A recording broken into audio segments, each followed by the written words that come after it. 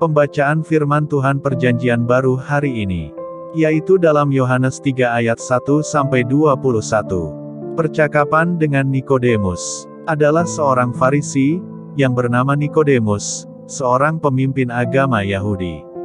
Ia datang pada waktu malam kepada Yesus dan berkata, "Rabi, kami tahu, bahwa engkau datang sebagai guru yang diutus Allah, sebab tidak ada seorang pun yang dapat mengadakan tanda-tanda yang engkau adakan itu, jika Allah tidak menyertainya."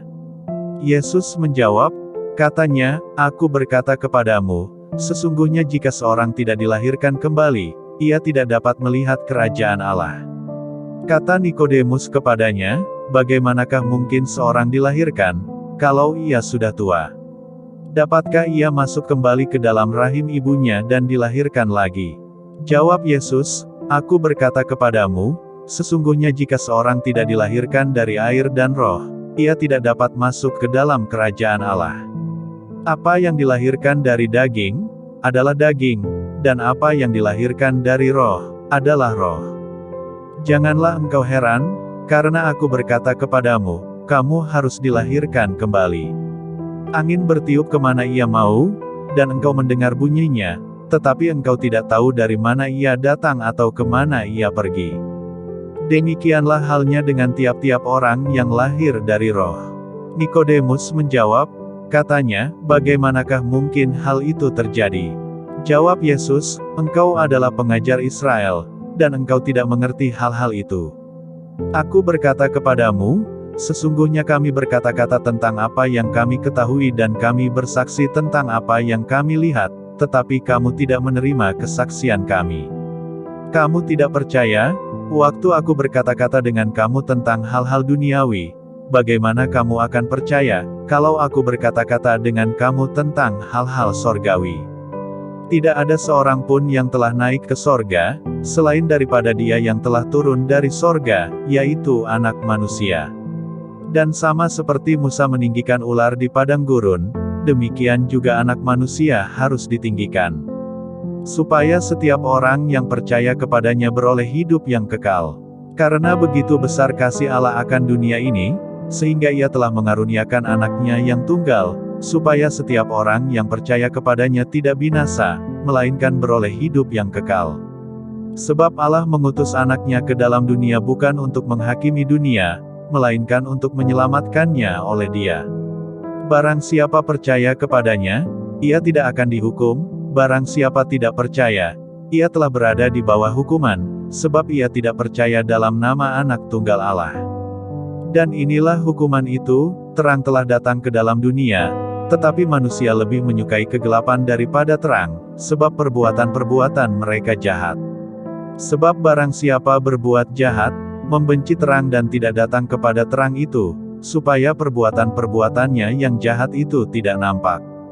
Tetapi barang siapa melakukan yang benar, ia datang kepada terang, supaya menjadi nyata, bahwa perbuatan-perbuatannya dilakukan dalam Allah.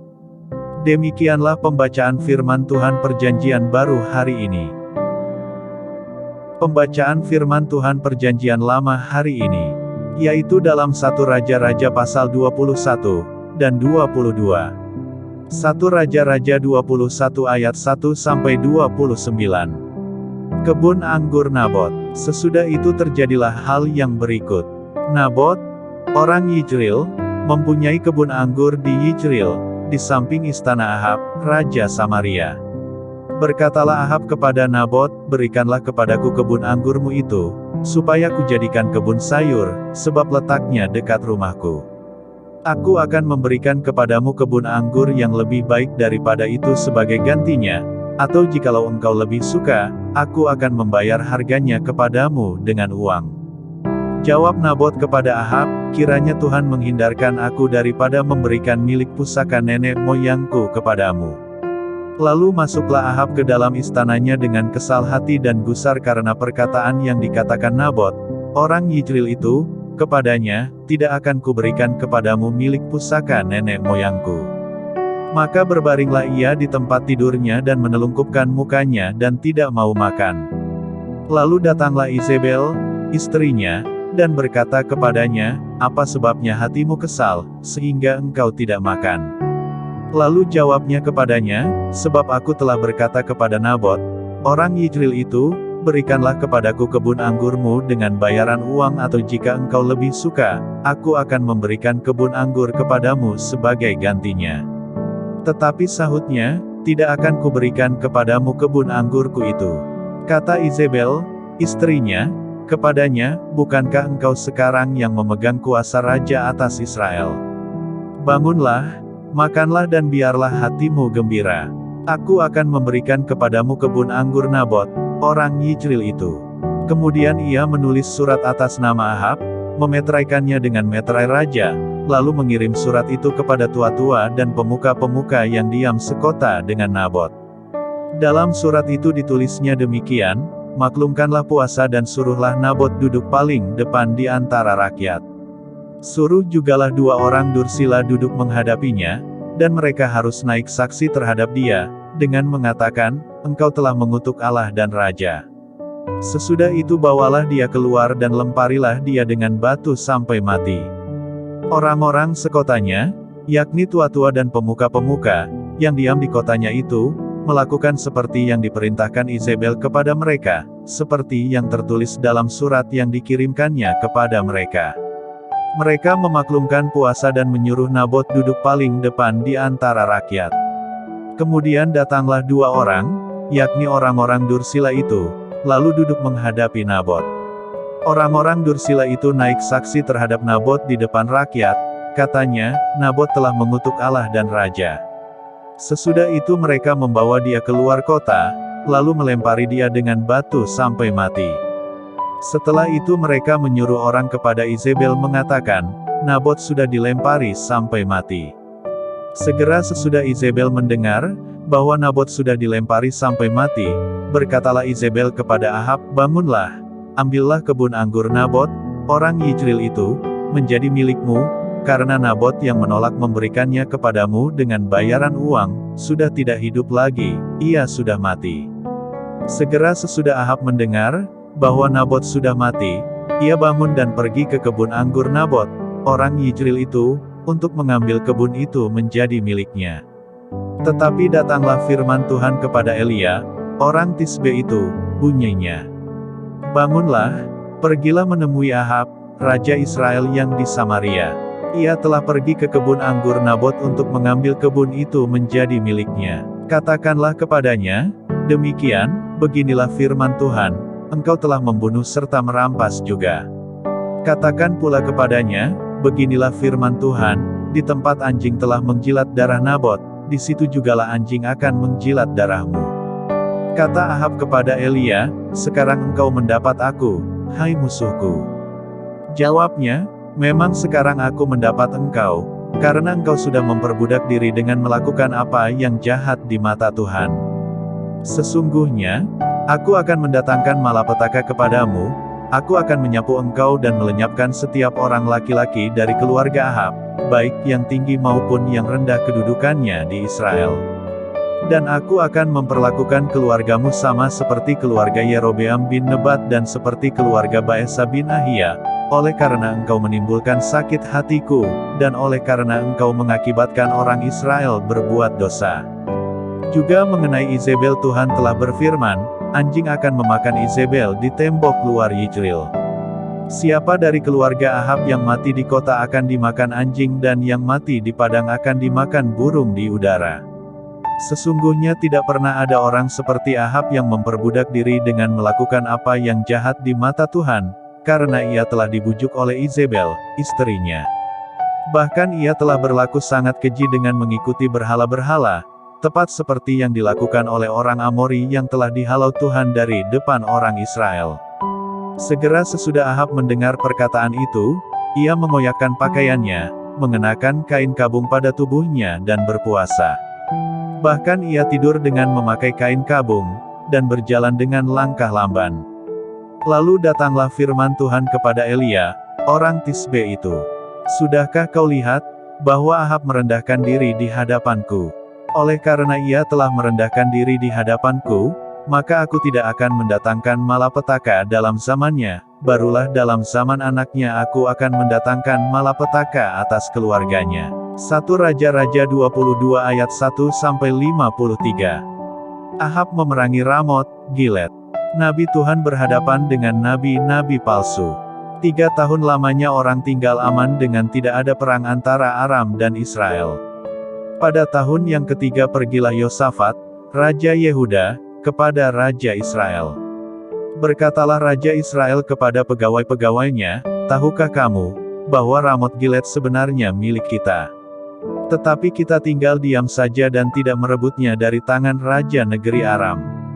Lalu katanya kepada Yosafat, "Maukah engkau pergi bersama-sama aku untuk memerangi Ramot Gilead?" Jawab Yosafat kepada Raja Israel, "Kita sama-sama, aku dan engkau, rakyatku dan rakyatmu, kudaku dan kudamu." Tetapi Yosafat berkata kepada Raja Israel, "Baiklah, tanyakan dahulu firman Tuhan." Lalu Raja Israel mengumpulkan para nabi, kira-kira 400 orang banyaknya, kemudian bertanyalah ia kepada mereka, "Apakah aku boleh pergi berperang melawan Ramot Gilead atau aku membatalkannya?" Jawab mereka, "Majulah. Tuhan akan menyerahkannya ke dalam tangan raja." Tetapi Yosafat bertanya, "Tidak adakah lagi di sini seorang nabi Tuhan, supaya dengan perantaraannya kita dapat meminta petunjuk?" Jawab Raja Israel kepada Yosafat, "Masih ada seorang lagi yang dengan perantaraannya dapat diminta petunjuk Tuhan. Tetapi aku membenci dia, sebab tidak pernah ia menubuatkan yang baik tentang aku, melainkan malapetaka. Orang itu ialah Mika bin Yimla." Kata Yosafat, "Janganlah raja berkata demikian." Kemudian Raja Israel memanggil seorang pegawai istana, katanya, "Jemputlah Mika bin Yimla dengan segera." Sementara Raja Israel dan Yosafat, Raja Yehuda, duduk masing-masing di atas tahtanya dengan pakaian kebesaran, di suatu tempat pengirikan di depan pintu gerbang Samaria, sedang semua nabi itu bernubuat di depan mereka. Maka Zedekia bin Kenaana membuat tanduk-tanduk besi, lalu berkata, "Beginilah firman Tuhan, dengan ini engkau akan menanduk Aram sampai engkau menghabiskan mereka."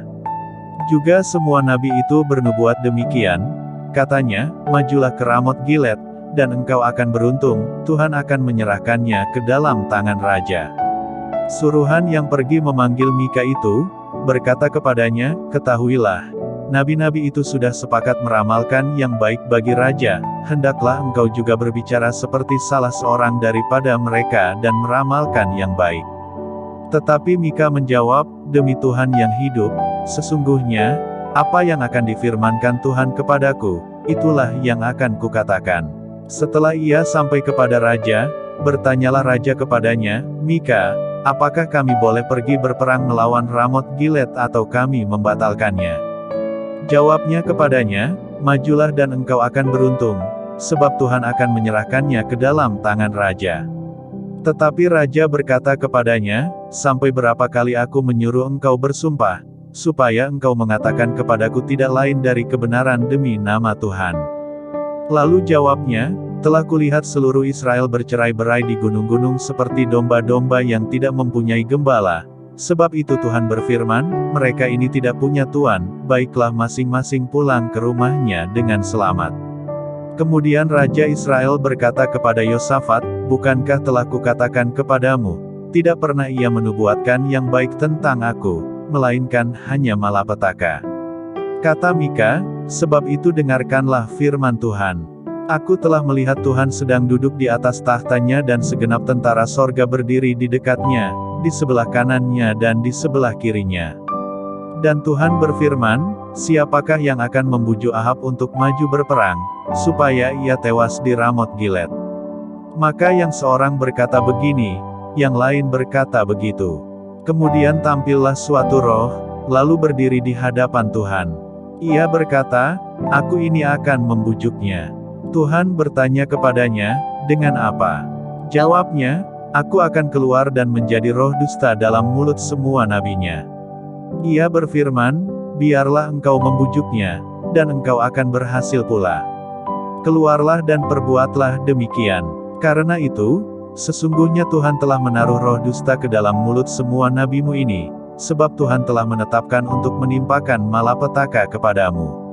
Sesudah itu tampillah Zedekia bin Kenaana, Ditamparnyalah pipi Mika serta berkata, "Mana boleh roh Tuhan pindah daripadaku untuk berbicara kepadamu." Tetapi Mika menjawab, "Sesungguhnya engkau akan melihatnya pada hari engkau lari dari satu kamar ke kamar yang lain untuk menyembunyikan diri." Berkatalah Raja Israel, "Tangkaplah Mika, bawa dia kembali kepada Amon, penguasa kota, dan kepada Yoas, anak raja. Dan katakan, beginilah titah raja, masukkan orang ini dalam penjara dan beri dia makan roti dan minum air serba sedikit sampai aku pulang dengan selamat." Tetapi jawab Mika, "Jika benar-benar engkau pulang dengan selamat, tentulah Tuhan tidak berfirman dengan perantaraanku." Lalu disambungnya, "Dengarlah, hai bangsa-bangsa sekalian. Sesudah itu majulah Raja Israel dengan Yosafat, Raja Yehuda, ke Ramot Gilead. Raja Israel berkata kepada Yosafat, "Aku akan menyamar dan masuk pertempuran, tetapi engkau, pakailah pakaian kebesaranmu." Lalu menyamarlah Raja Israel, kemudian masuk ke pertempuran. Adapun Raja negeri Aram telah memberi perintah kepada para panglima pasukan keretanya, 32 orang banyaknya, "Demikian, janganlah kamu berperang melawan sembarang orang, melainkan melawan Raja Israel saja." Segera sesudah para panglima pasukan kereta itu melihat Yosafat, mereka berkata, "Itu pasti Raja Israel." Lalu majulah mereka untuk menyerang dia, tetapi Yosafat berteriak. Segera sesudah para panglima pasukan kereta itu melihat, bahwa dia bukanlah Raja Israel, maka undurlah mereka daripadanya. Tetapi seseorang menarik panahnya dan menembak dengan sembarangan saja dan mengenai Raja Israel di antara sambungan baju zirahnya. Kemudian ia berkata kepada pengemudi keretanya, "Putar. Bawa aku keluar dari pertempuran, sebab aku sudah luka." Tetapi pertempuran itu bertambah seru pada hari itu, dan raja tetap ditopang berdiri di dalam kereta berhadapan dengan orang Aram itu, sampai ia mati pada waktu petang. Darahnya mengalir dari lukanya ke dalam palung kereta. Kira-kira pada waktu matahari terbenam terdengarlah teriakan di sepanjang barisan tentara itu, masing-masing ke kotanya, masing-masing ke negerinya. Raja sudah mati. Maka pulanglah mereka ke Samaria, lalu mereka menguburkan raja di Samaria. Ketika kereta itu dicuci di tepi telaga Samaria, maka darah raja dijilat anjing, sedang perempuan-perempuan sundal mandi di tempat itu, sesuai dengan firman Tuhan yang telah diucapkannya.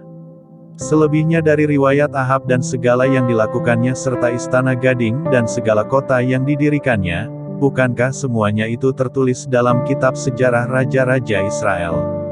Demikianlah Ahab mendapat perhentian bersama-sama dengan nenek moyangnya. Maka Ahazia, anaknya, menjadi raja menggantikan dia. Yosafat, Raja Yehuda. Yosafat, anak Asa, menjadi raja atas Yehuda dalam tahun keempat zaman Ahab, Raja Israel. Yosafat berumur 35 tahun pada waktu ia menjadi raja dan 25 tahun lamanya ia memerintah di Yerusalem. Nama ibunya ialah Azuba, anak Silhi. Ia hidup mengikuti jejak Asa, ayahnya, ia tidak menyimpang daripadanya dan melakukan apa yang benar di mata Tuhan. Hanya bukit-bukit pengorbanan tidak dijauhkan. Orang masih mempersembahkan dan membakar korban di bukit-bukit itu. Dan Yosafat hidup dalam damai dengan Raja Israel. Selebihnya dari riwayat Yosafat dan kepahlawanan yang dilakukannya dan bagaimana ia berperang, bukankah semuanya itu tertulis dalam kitab sejarah Raja-Raja Yehuda? Dan sisa pelacuran bakti yang masih tinggal dalam zaman Asa, ayahnya, dihapuskannya dari negeri itu. Tidak ada raja di Edom, karena itu yang menjadi raja ialah seorang kepala daerah. Yosafat membuat kapal-kapal Tarsis untuk pergi ke Ofir mengambil emas, tetapi kapal-kapal itu tidak jadi pergi ke sana, sebab kapal-kapal itu pecah di Ezion Geber. Pada waktu itu Ahazia, anak Ahab, berkata kepada Yosafat, "Baiklah anak buahku pergi bersama-sama anak buahmu dengan kapal-kapal itu." Tetapi Yosafat tidak mau. Kemudian Yosafat mendapat perhentian bersama-sama dengan nenek moyangnya, dan ia dikuburkan di samping nenek moyangnya di kota Daud, bapa leluhurnya. Maka Yoram, anaknya, menjadi raja menggantikan dia. Ahazia, Raja Israel. Ahazia, Anak Ahab, menjadi raja atas Israel di Samaria dalam tahun ke-17 zaman Yosafat, Raja Yehuda, dan ia memerintah atas Israel 2 tahun lamanya. Ia melakukan apa yang jahat di mata Tuhan dan hidup menurut kelakuan ayahnya dan ibunya dan Yerobeam bin Nebat, yang telah mengakibatkan orang Israel berdosa. Ia beribadah kepada Baal dan sujud menyembah kepadanya dan dengan demikian ia menimbulkan sakit hati Tuhan, Allah Israel, tepat seperti yang dilakukan ayahnya. Demikianlah pembacaan firman Tuhan hari ini. Tuhan Yesus memberkati.